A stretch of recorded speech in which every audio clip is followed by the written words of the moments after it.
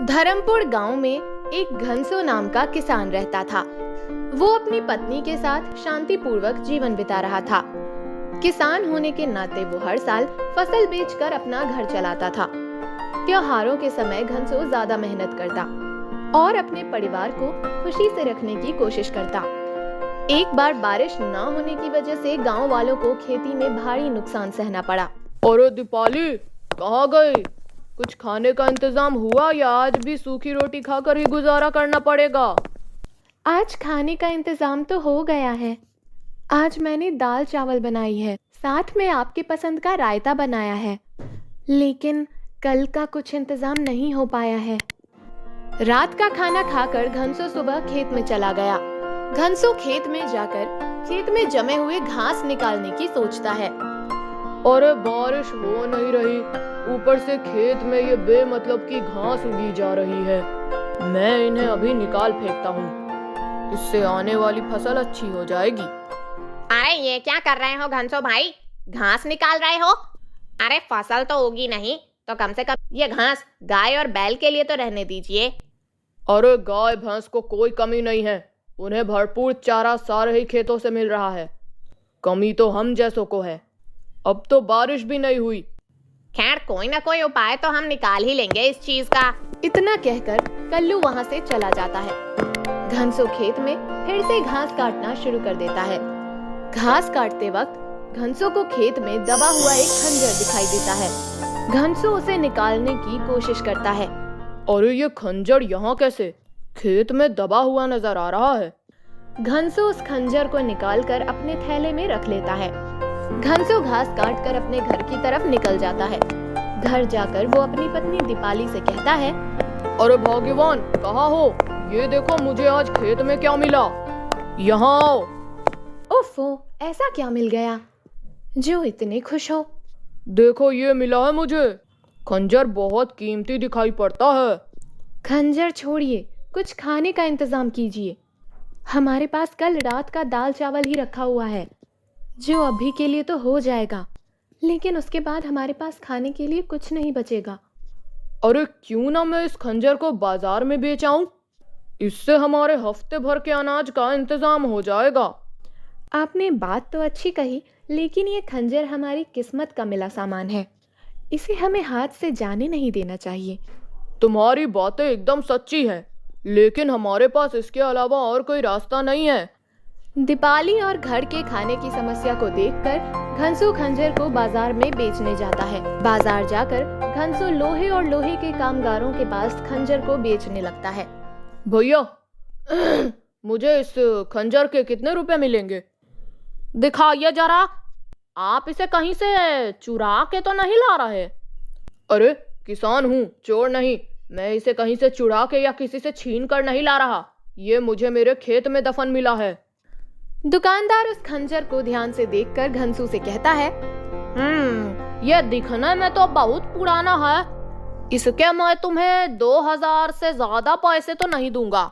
ठीक है, तो मुझे इसके 2000 ही दे दो। दुकानदार को घनसो 2000 रुपए में खंजर बेचकर अपने घर के लिए राशन और कुछ सामान ले जाता है। ये देखो भगवान, मैं क्या लेकर आया हूँ। मैं अपने घर के पूरे 2 हफ्ते का राशन और कुछ सामान ले आया हूँ। अब हमारे 2 हफ्ते बहुत अच्छे गुजर सकते हैं। तुम्हारी लॉटरी तो नहीं लग गई? इतना सारा सामान कहाँ से लेकर आ गए? मैंने वही खंजर बाजार में जाकर लोहार को बेच दिया।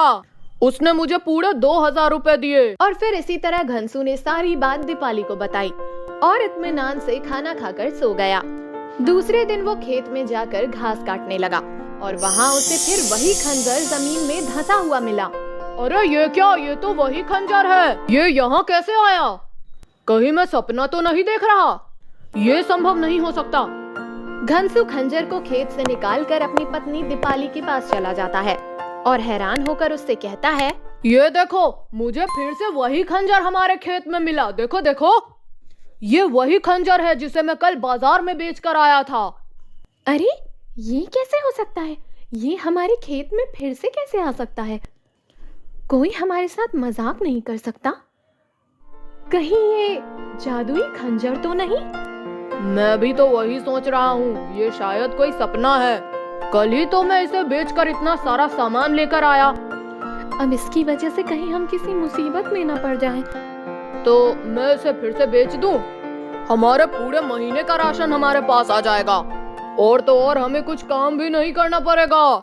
दोनों पति पत्नी आराम की जिंदगी बिताएंगे। नहीं, अब हम इस खंजर को नहीं बेचेंगे। दीपाली की बात मानकर घनसू खंजर को एक बक्से में छिपाकर रख देता है। देर रात उस बक्से से एक रोशनी आना शुरू हो जाती है।